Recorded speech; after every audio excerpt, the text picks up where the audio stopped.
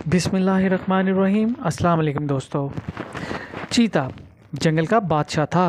वो नहायत तेज़ और चालाक था और जंगल के सब जानवरों पर उसकी धाक बैठी हुई थी।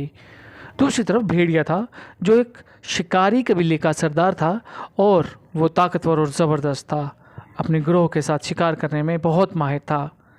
एक दिन चीता और भेड़िए का आपस में आमना सामना हो गया।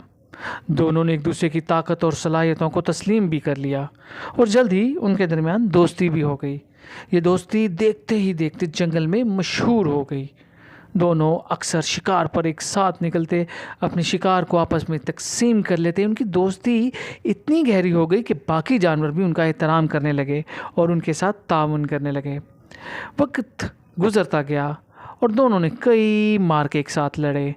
इनकी दोस्ती मजबूत से मजबूत तर होती गई और वो एक दूसरे पर मुकम्मल भरोसा करने लगे।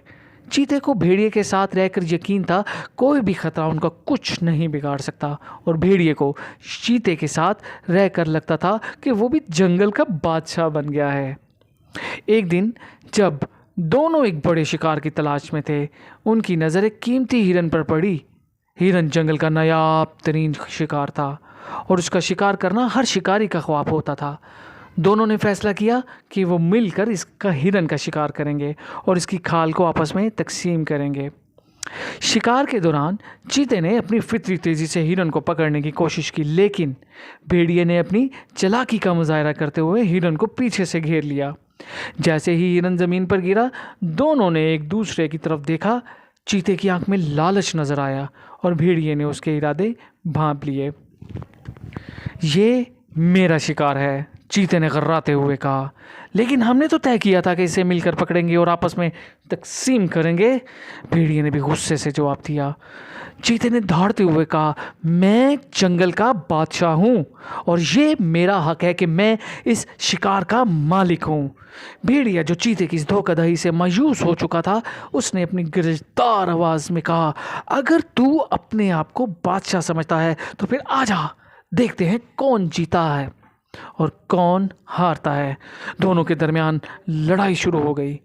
चीता अपनी तेज़ी और ताकत का इस्तेमाल कर रहा था, जबकि भेड़िया अपनी चालाकी और ग्रोह के साथ मिलकर हमला कर रहा था।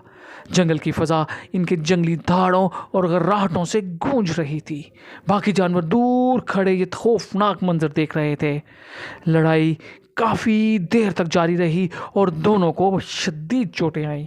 आखिरकार भेड़िए ने चीते को शिकस्त दे दी और उसे ज़ख्मी हालत में छोड़ दिया।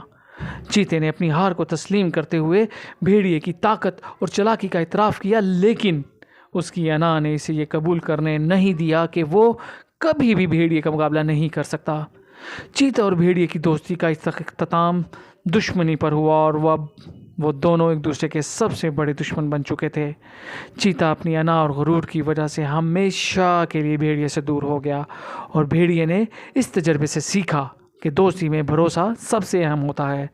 इस कहानी से ये सबक मिलता है कि गुरूर और लालच हमेशा दोस्ती को तबाह कर देते हैं और जब भरोसा टूट जाता है तो सब कुछ बिखर जाता है। तो दोस्तों, कैसी लगी आपको ये कहानी? अगर कहानी पसंद आई है तो एक लाइक, शेयर और सब्सक्राइब ज़रूर कर दीजिएगा और अपना बहुत ख्याल रखिएगा। अल्लाह हाफिज़।